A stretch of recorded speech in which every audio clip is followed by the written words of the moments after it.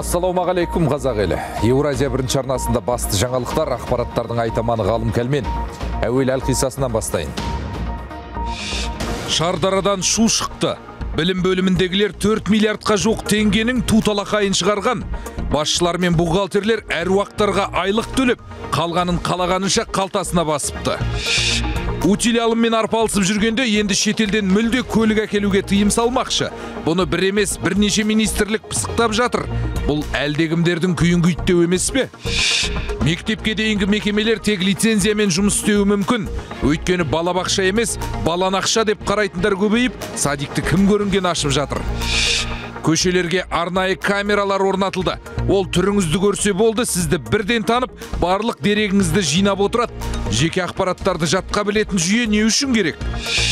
Еліміз тағы 270 миллиард қарыз алмақшы. Халықаралық банк қомақты қаржыны 11 жылға береді. Оны не үшін аламыз? Кейін қалай қайтарамыз?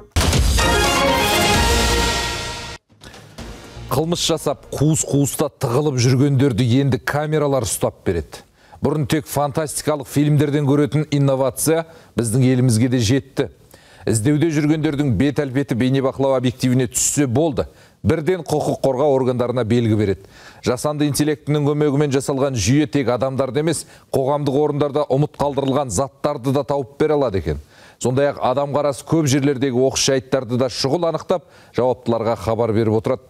Ұлттық бейнемониторинг жүйесі әзірге тек Астана мен Алматыда іске қосылды. Енді жеке тұлғалар шетелден көлік әкеле алмауы мүмкін. Қаржы министрі бұл мәселені бірнеше ведомство қарап жатқанын мәлімдеді. Соңғы 3 жылда шығарылған темір тұлпарларды елге кіргізуге 1 желтоқсаннан бастап тыйым салынады деген ақпарат тараған еді. Мәди Тәкиевтің сөзінше бұл өзгеріс 10 күннің ішінде енгізіледі деп айтуға әлі ерте, бірақ нақты шешім осы бір аптаның ішінде қабылданады екен. Бұл мәселені қазір бірнеше министрлік қарап жатыр. Оны өзіміз алып шығарып жатқан жоқпыз. Біз бұл мәселені шешу тізбегінің ең соңында тұрмыз. Бұл тақырыпты сауда, өнеркәсіп министрлігі талқылайды. Кеше үкімет отырысында айттым, осы сұрақты қайта қарайық дедім. Барша тәуекелдерді қайта қарап шығайық деп айттық. Бір аптаның ішінде нақты шешім қабылдаймыз. Айта кетейін, мемлекеттік кірістер комитеті таратқан мәлімет бойынша келесі айдан бастап шетелден көлік кіргізудің тәртібі өзгеруі керек болған. Құжатта өзге мемлекеттен автомобиль әкелетін отандастарымыз машинаның техникалық регламентке сәйкестігі туралы құжатын әзірлеуге міндеттелетіні жазылған. Ал бұл құжатты тек заңды тұлғалар рәсімдей алады. Осылайша қарапайым азаматтардың шетелден көлік әкелуіне тосқауыл қойылуы мүмкін. Қазақстан халықаралық қайта құру және даму банкінен 270 миллиард теңге сұратпақшы. Ал оны 11 жыл ішінде кері қайтару керек. Бұл туралы мәжілісте депутат Татьяна Савельева мәлімдеді. Айтуынша бұл қаражат бюджет тапшылығын жою үшін алынбақ. Еске сала кетейін, атқамінер осыдан бір апта бұрын еліміз Азияның 2 ірі банкінен 168 миллиард теңге қарыз алатынын айтқан еді. Заем Международного банка. Халықаралық қайта құру және даму банкінен Қазақстан Республикасына 270 миллиард теңге қарыз беріледі. Қаражат республикалық бюджет тапшылығының жоспарлы көлемі аясында ел экономикасының тұрақтылығын қолдау үшін тартылады. Қаржы және бюджет комитеті бұл заң жобасы бойынша қорытынды дайындайды. Бұдан былай елімізде 5 жасқа толған балаларға үкіметтен 221 мың теңге түседі. Мұндай заң жобасы бүгін мәжілістің 2-ші оқылымында мақұлданды. Ол қаржыны алу үшін әр атана келешек жобасы аясында кез келген банкте немесе өмірді сақтандыру компаниясында ұл-қыздарының атына шот ашу керек. Осыдан соң оған мемлекеттік бюджеттен бір жолғы бастапқы қаражат беріледі. Әр қарай шотқа әр атана жылына 12 айлық есептік көрсеткіш көлемінде ақша салып отыруға тиіс. Жиналған қаражатты Қазақстандағы немесе шетелдегі колледждер мен университеттерде оқуға пайдалануға болады. Депутаттар келешек бірыңғай ерікті жинақтау жүйесінің қызметін регламенттейтін қосымша түзетулер енгізді. Заң жобасы жұмыс топтарында және комитеттің кеңейтілген отырысында жан-жақты талқыланды. Заң жобасының қарау нәтижелері бойынша Қазақстан Республикасы парламент мәжілісінің комитеттері оң қорытындылар берді. Сондай-ақ мәжілісмендер және бір заң жобасын қарастырды. Оның нәтижесінде енді барлық мектептегі осал отбасылар санатындағы балаларға әлеуметтік көмек көрсетілмек. Депутаттардың айтуынша 10 мыңдай бала всеобуч қорынан көмек ала бастайды, алайда бұл 2027 жылға қарай жүзеге аспақ. Соңғы 3 жылда жасөспірімдер арасындағы қылмыс артты. Бір-бірін ұрып соғу, суицид әрекеттері, оқушылардың мектептен қашуы бұған дәлел. Бас прокуратура білімдегі біраз былықтың бетін ашып, оқу-ағарту министрлігінің жұмысын сынға алды. Тексеру кезінде балалардың құқығын қорғаудағы кемшіліктер, кешкі және арнайы мектептердегі профилактика саласындағы салғырттық анықталды. Мұндай жұмыстарды атқаруға жыл сайын әкімдіктер арнайы мектептерде 1 миллиард теңге бөледі. Алайда мекемелердің қызметі тиісті деңгейде жүргізілмей отыр. Сондықтан қадағалау органы оқу-ағарту министрлігінен заң мен тәртіп концепциясы негізінде кәмелетке толмағандардың құқықтарын қорғау тетіктерін және тәрбие жұмысын күшейту бойынша шаралар қабылдауды талап етті. Түркістан облысы Шардар ауданының шенеуніктері сыбайлас жемқорлықтың күдігіне ілінді. Білім бөлімінің басшылары мен бухгалтерлері жалпы 12 адам 2020-2023 жылдар аралығында нақты жұмыс істемеген жеке тұлғаларға және өздерінің жеке шоттарына жалақыны заңсыз аударып келген. Осылайша ұяттан безгендер мемлекетке бақандай 3,7 миллиард теңге залал келтірген. Қабылданған шаралармен жалпы сомасы 639 миллион теңгеден асатын залал өтелді және мүлікке тыйым салынды. Қазіргі уақытта қылмыстық іс сотқа дейінгі тергеу аяқталуы туралы есеппен прокуратураға жіберілді. Біз біргеміз қорының Аманат партиясына 3 қайнаса сорпасы қосылмайды екен. Мәжіліс депутаты Елнұр Бейсенбаев атышулы қордың саяси ұйыммен еш байланысы жоқ деді. Қазір Аңқауелдің аузын аштырып ақшасын қалтаға басатындар аз емес. Сондықтан қорларды тегіс тексеріп, ашық әрі әділ жұмыс істеуін қамтамасыз ету өте маңызды. Оларға тыйым салудың қажеті жоқ дейді депутат. Каждый благотворитель должен. Кезелген қайырымдылық қорының басшысы халықтан келген әрбір теңге үшін жауапты екенін білуі керек. Ал біз біргеміз қайырымдылық қорының Аманат партиясына ешқандай қатысы жоқ. 3 жыл бұрын қордағы қамқоршылар жас волонтер еді. Пандемия кезінде біз 600 мың азаматқа көмектестік. Қазір олар белгілі бір жетістікке жетіп партия құрамына кірді. Лауазымдарға ие болды. Келесі жылы декларация тапсырмаймыз деп бөркіміз таспанға атуға әлі ерте сияқты. Себебі депутаттар бұл процеске нүкте қойылып жылы жабылуына қарсылық білдіріп отыр. Халық қалаулыларының сөзінше қазына қаржысын талан-таражға салғандар активтерін еш уақытта өз аттарына жазбайды екен. Мал мүлікті туған туыстарымен алыс ағайындарына тіркеп береді. Сондықтан егер 8 миллион азаматты декларация тапсырудан азат етсек, кінәлілерді тиісті жазадан да босатып жібереді екенбіз. Жемқорлық әрекеттерге де баға беріп үлгермей қалуымыз мүмкін. Осындай бірнеше факторды ескерген мәжілісмендер декларация тақырыбына қазір болмаса да біршама уақыттан кейін қаласақ та қаламасақ та қайта оралуға тура келетінін айтып жатыр. Жалпы сыбайластық жемқорлықпен шынайы күресеміз десек, жемқорлардың мынау мемлекеттің бюджеттегі ақшасын, ұрлаған ақшасын мемлекеттік меншікке қайтарамыз десек, шынайы күресті жүргіземіз десек, көз бояушылық емес. Біз кейін осы аккуратно, яғни салмақ түрде бұл мәселеге қайтан оралуымыз керекпіз. Айта кетейін, келесі жылы жеке құрылымдардың қызметкерлері, зейнеткерлер, үй шаруасындағы әйелдер мен студенттер жиған тергені жөнінде есеп беру керек еді. Жалпы жүйеде 4,8 миллион азамат тіркелген. Биыл табыс туралы деректерді ұсынбаған, не қате көрсеткен 281 мың адамға жеке хабарлама жіберілді. Ал декларация тапсыруға міндетті азаматтардың санаты да жуырда белгілі болды. Ол тізімге елімізден тыс жерлерде активтері мен мүліктері бар. Бір жыл ішінде 74 миллион теңгеден астам сомаға сауда жасағандар дербес салық салынатын тұлғалар кіреді екен.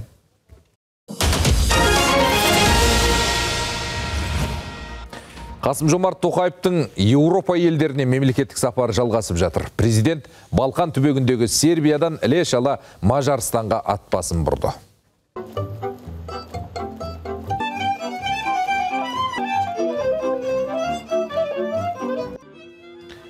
Президент мінген ұшақ Будапешт әуежайына кеше түнде қонды.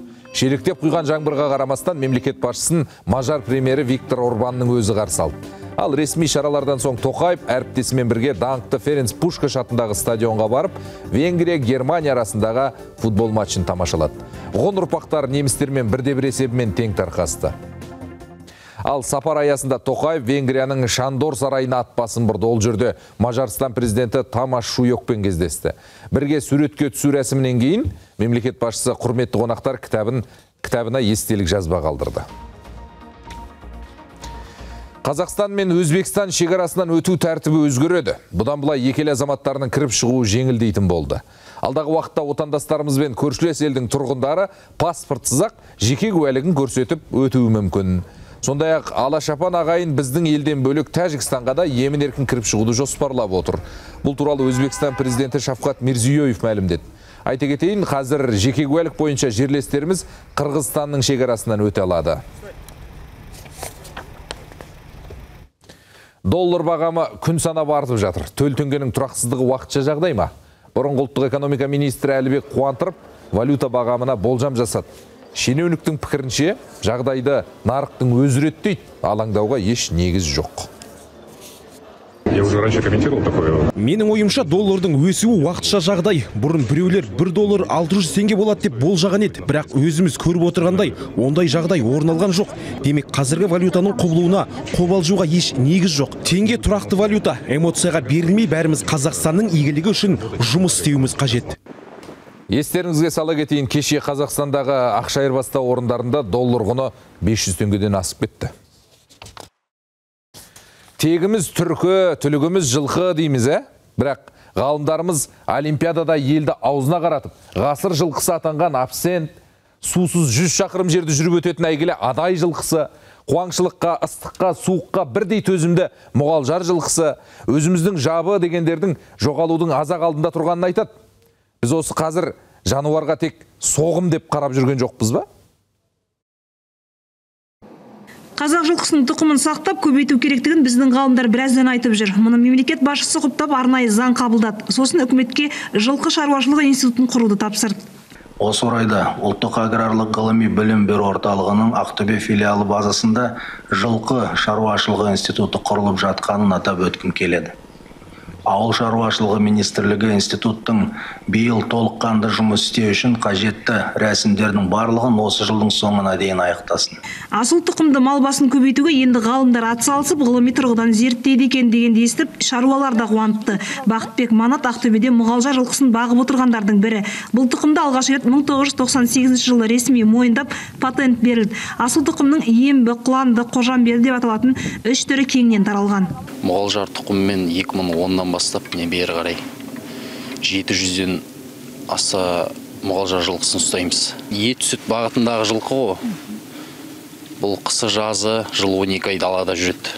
Өте төзімді, ешқандай ауа райы талғамайды. Қазақ жылқысын, қазақ даласын жылқыға толтырып, сондай мақсатымыз бар. Ақтөбе облысында 320 мың бас жылқы болса, соның 50 мыңнан астамы ғана асыл тұқымды санатына жатады. Оның ішінде мұғалжар жылқысы 13 мыңнан асады. Ақтөбе өңірінің бренд саналатын мұғалжар көшім жылқысына қазірдің өзінде сұраныс үлкен. Мысалы, біз тұрған шаруа қожалығынан өзге өңірдің шаруа қожалықтар жылына 300-400 бас жабағы сатып алады екен. Мынадай жабағының нарықтағы құны 1 миллион теңге. Жылқы шаруашылығы институтына оралсақ, ғылыми мекеме Ақтөбедегі ауыл шаруашылығы станциясының базасында болады. Оған ғалымдар, мамандарды шақырып, зерттеу селекциялық жұмыстармен айналысады. Әр өңірге шығып, сол жерге тән жылқы тұқымын зерттейді. Жаңа инновациялық технологияларды қолдану арқылы мал басын асылдандыру жұмысын жүргізуді жоспарлап отыр. Жұмыс енді қызады. Мына 25-ші жылдан бастап біздерде қазір бір зерттеулер болады. Қазақстанның даласында қандай жылқы бар, қандай тұқым қалды. Ол жылқы болғаннан кейін оның ішінде типтерге бөлінеді. Оның ішінде типтің ішінде линиялар болады. Осының бәрін жандандыру керек. Олардың бәрін істеу үшін ғылыммен байланыстырмай өндірісті көтере алмаймыз. Қазақ даласында қазір 4 миллион жылқы болса, соның 1% ғана асыл тұқымды. Бұл да ғалымдар келтірген дерек. Жаңа институттың алдындағы міндет алдағы 5 жылда сол көрсеткішті 6-7%-ға жеткізу. Ақбай Сұлтанмұрат, Марат Ақажанов, Еуразия бірінші арнасы, Ақтөбе облысынан.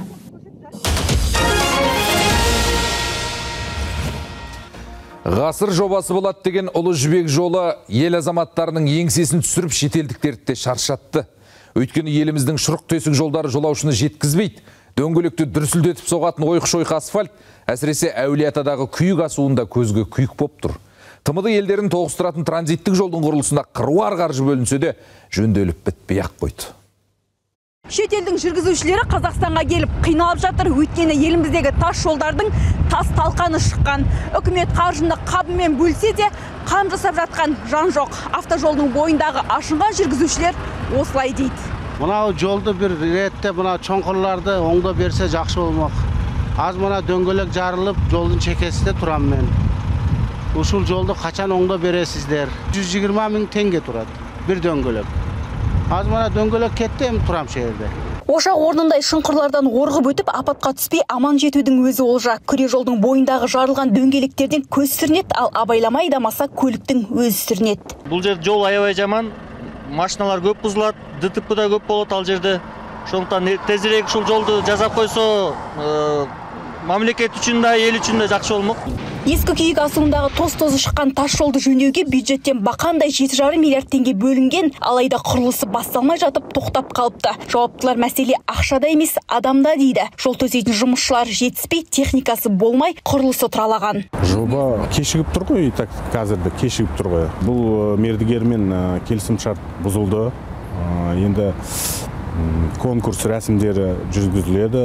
Көктемге дейін осы анықталатын болса, жұмыс мерзімі қайтадан қарастырылады. Мердігерге келісімшартқа сәйкес айыппұл салынды, көлемі 36 миллион. Айта кетейік, күре жолдың бойымен тәулігіне 35 мың көлік қатынайды, ал жауаптылар асфальт төсеу жұмыстарының аяқталуы ендігі жылдың еншісіне қалып отыр дейді. Сондықтан келер жылға дейін күйік асуы көлік жүргізушілерін әлі талай күйдіретіні анық.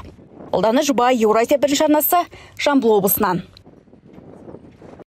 Астанада жолаушылар мінген автобус жол апатына ұшырады. Оқыс оқиға Мәңгілік ел даңғылы мен Хусейн бен Талал көшесінің қиылысында болған. Lexus маркалы автокөлік қиылыста солға бұрылам деп қарама-қарсы бағытта келе жатқан көлікке жол бермей алдын қиып өткен. Соның кесірінен қоғамдық көлік басқа бір жеңіл автомен соғысып қалды. Абырой болғанда зардап шеккендер жоқ. Қазіргі таңда тергеп тексеру жұмыстары жүргізілуде. Жол көлік оқиғасы нәтижесінде жарақаттанғандар жоқ. Іс материалдары Астана қаласының мамандандырылған ауданаралық әкімшілік сотына жіберілді.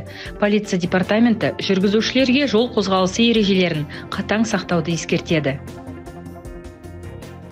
Атырау облысында Сібір жарасы тіркеліп, мал базары жабылды. Қаладағы мал базарының бірінде Батыс Қазақстан облысы Жаңақала ауданынан сатылымға келген ірі қара өлген.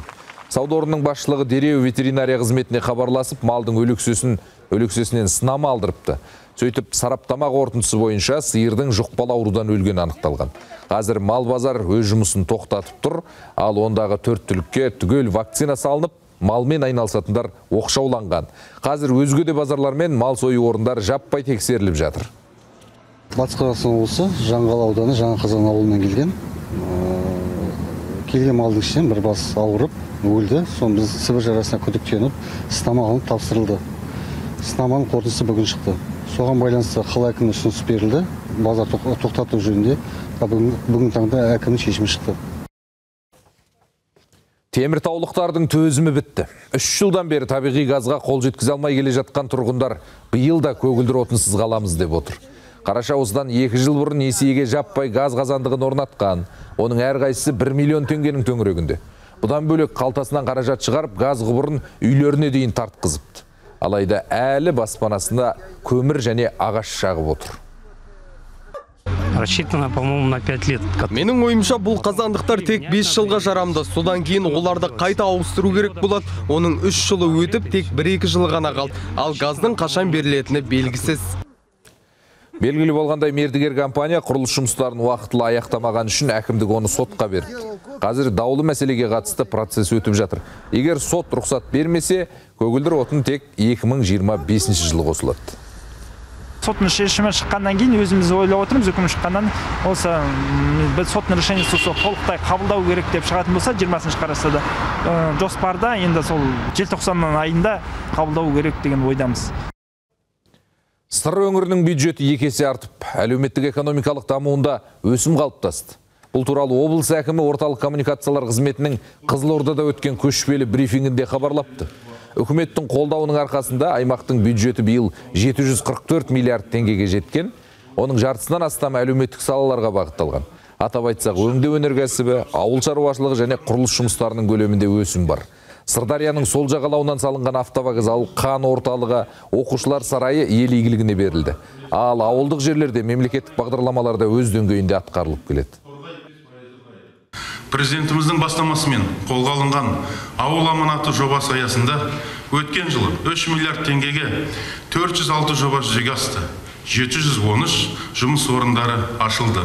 Биыл бағдарлама аясында 4 миллиард 600 миллион теңгеге 575 жоба жүзеге асырылуда. 2024 жылдың 10 айында 30 мыңға жуық азамат жаңа жұмыс орындарымен қамтылды. Жастар арасында жұмыссыздық көрсеткіші төмендеді. Енді жер сілкінісін зерттейтін мамандарды Францияның білікті ғалымдары дайындайды. Алматы үшін ең өзекті мәселені Қазақ ұлттық университеті қолға алған. Білім ордасының 90 жылдығына орай Францияның мемлекеттік университетімен бірлесіп 2 жылдық оқу бағдарламасы дайындалып жатыр екен. Яғни бакалаврды тәмамдаған жас мамандар магистратурада дәл осы жобаның аясында білімін жетілдіруге мүмкіндік алмақ. Сейсмология бағыты бойынша мамандарды дайындау өте актуалды мәселе болып жатыр. Сол себепті біз Гренобль Альпа университетімен өткен жылдан бастап жаңа оқу бағдарламасын ашу көзделуде. Алдын ала жер сілкінісін болжау және де жаңағы эпицентрін уақытында анықтау деген сияқты тағы да басқа өзекті сұрақтар бойынша жұмыстар жүргізілетін болады. Сондай-ақ университет ғалымдары құны 32 миллиард теңгелік 400-ге жуық жобаны қолға алған. Келер жылы Қытайдың жоғары оқу орнымен бірлесіп ғарышқа микроспутник ұшыруды жоспарлап отыр. Бұл жерді қашықтан зерттеуге өте қолайлы. Сонымен қатар деректер базасын толық қамтитын суперкомпьютер әкелінген. Орталық Азияда ең қуатты саналатын құрылғы отандық IT саласын дамытуға септігін тигізеді дейді мамандар. Үлкен құжаттарды жүктеп, оларды мысалы кәдімгі жай компьютермен есептей алмасаң, үлкен суперкомпьютер қолданады. Практикада мысалы әртүрлі министрліктер, МЧС өзінің цифровой полигонын сала алады, воспроизведение әртүрлі оқиғаларды цифрлық жағынан салдыра алады. 40-қа жуық журналист бас қосқан жиын соңында университет басшылығы жатақхана мәселесіне қатысты сұрақтарға да жауап берді. Биыл 3 студенттер үйі күрделі жөндеуден өтсе, 2000 орынға шақталған тағы 3-інің құрылысы басталды. Елімізде 160 мыңнан астам бала арнайы педагогикалық қолдауды қажет етеді. Ал оның тең жартысы инклюзивті білім беру жүйесіне тартылған. Яғни ерекше балалар қалыпты мектеп пен балабақшаларда тәрбиеленуге құқылы. Ал көп мұғалім мүмкіндігі шектеулі баламен жұмыс істеу дағдысымен таныс емес. Бүгін Алматыда әдіскерлер арасында семинар өткізіп, басты назар ұстаздарға қойылды. Я ребенок, и я не такой, как все. Мой мир особенный. Елімізде өз әлемі, өз қалауы ерекше күтімді қажет ететін бала саны артқаны жасырын емес. Әр ата-ана қоғаммен араластырып, қалыпты бүлдіршіндер қатарына қосуды армандайды. Сол үшінде әр білім беру мекемелерінде инклюзивті оқушы көбейген. Бірақ оларға дәріс беріп, бірге жұмыс істеу кез келген педагогтың қолынан келмейді дейді мамандар. Сондықтан осы бағытта әуелі ұстаздарды дағдылау қажет. Осы тұста ең негізгі назар балаға емес, педагогқа бұрылу керек. Себебі педагогтың эмоционалдық ахуалы балаға тікелей әсер етеді. Сол себептен де біз көбінесе жаңағыдай жұмыс жасау барысында педагогтың қорқынышы, үрейі, ол баламен жұмыс жасауға дайын ба, дайын емес па, соған қараймыз. Және де егер де сондай да бір белгілері болып жатқан жағдайда ол кісімен жеке кеңестер жүргіземіз. Арнайы балабақша түгілі қалыпты білім беру мекемелерінде талай тәрбиеші баланы ұрып, қорқытып, тіпті тұншықтырғанын көрсетіп жүрміз. Ал мүмкіндігі шектеулі бала оның бірінде ата-анасына айта алмайды. Осы ретте қолдау тек бүлдіршіндерге емес, мұғалімдерге де керек. Бүгінгі форсайттың атауы қолдау деп аталады. 3 бағытқа бөлінген. Ол ең біріншіден ата-аналармен жұмыс жасау, екіншіден педагогтармен жұмыс жасау, үшінші сессиямыз ол балалармен жұмыс жасау. Қазір жан-жақты қолдау көрсетуде, мектептерде, балабақшаларда, оның үстіне мемлекеттің тарапынан өте көп қазір жұмыстар жасалынуда. Семинарды арнайы балалар баратын балабақшаның мұғалімдері ұйымдастырған инклюзивті оқытудың ерекше тәсілдерін тізіп айтты. Ерекше баланы ата-ананың қабылдағаны аздық етеді. Мына қоғам мен ортасы өзектен теппей бауырына басу дамуына маңызды деп аяқтады. Гүлназия Мирханқызы, Максим Шулеп, Еуразия бірінші арнасы, Алматыдан. Қызылордада орыс классикалық музыкасының негізін қалаушылардың бірі Михаил Глинканың туғанына 220 жыл толуына орай көрме ұйымдастырылды. Шара облыстық білім басқармасы мен Россотрудничество ұйымының Қазақстандағы өкілдігімен ұйымдастырылыпты. Көрмеде композитордың өмірінің әртүрлі кезеңдерін баяндайтын 17 жәдігер қойылған. Ашылу салтанатына Байқоңыр қаласы әкімшілігінің өкілдері де қатысты. Бүгін осы көрмеге біз арнайы жабырынып, «Не пой, красавица, при мне» және де Пушкиннің сөзіне жазылған романстарында алып келдік. Бұл кісінің көптеген шығармалары бар. Бұл кісі серенадалар жазған, романстар жазған, фортепианоға арналған шағын шығармаларды жазған, камералық және симфониялық музыкаларды да жазған.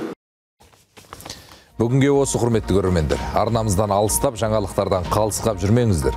Дидарласқанша.